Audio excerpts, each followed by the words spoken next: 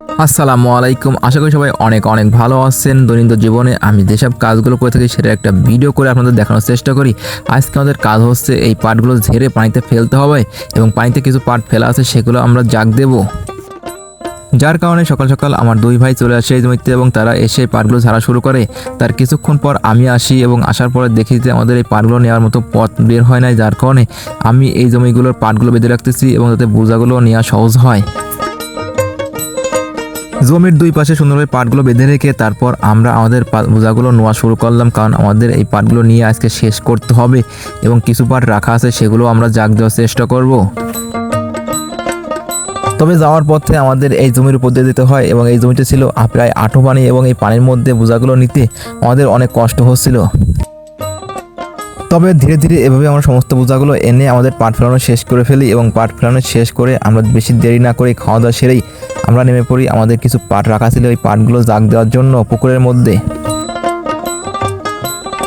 তবে আপনাদের একটা কথা জানিয়ে রাখা ভালো যে আমরা আমাদের কাজগুলো সবসময় নিজেরাই করে থাকি। কিছুদিন আগে আমরা এই পাটগুলো এই পুকুরের মধ্যে নামিয়ে রেখেছিলাম, প্রায় 800-র মতো পাট রেখেছিলাম এবং এই পাটগুলো আজকে আমরা সম্পূর্ণ জাগ দেওয়া শেষ করে সুন্দরভাবে পলিথিন বিছিয়ে তারপর ভাড়া দেওয়ার চেষ্টা করব। আমরা আমাদের এই পাটগুলো 3টা জাগ দেবো এবং এর মধ্যে আমাদের প্রথম জাগ দেওয়া কমপ্লিট হয়ে গেছে, তারপর সুন্দরভাবে বেঁধে রাখবো।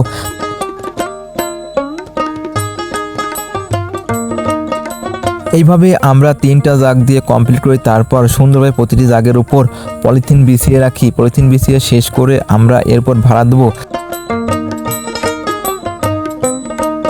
সুন্দরভাবে পলিথিন বিছানোর কাজ কমপ্লিট করে তারপর ভাড়া দেবো। ভাড়া দিয়ে জাগগুলো পানির নিচে তলিয়ে দিতে হবে।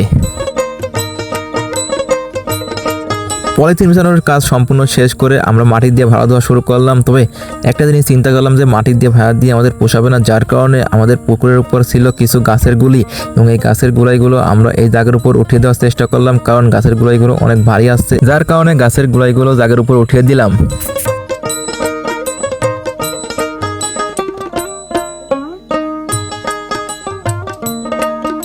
আসলে আমাদের একটা জায়গায় অনেক বেশি পাট দেওয়া, যার কারণে গাছের গুঁড়াইগুলো ওঠানোর পরেও জাগটা তলিয়ে যাচ্ছিল না এবং এর জন্য আমরা আমাদের বাড়ি থেকে ধান ভিজানো বাটি নিয়ে আসলাম এবং বাটিটা সুন্দরভাবে বসিয়ে তারপর ভাটি ভর্তি পানি দিয়ে আমাদের এই জাগটা তোলানোর চেষ্টা করলাম।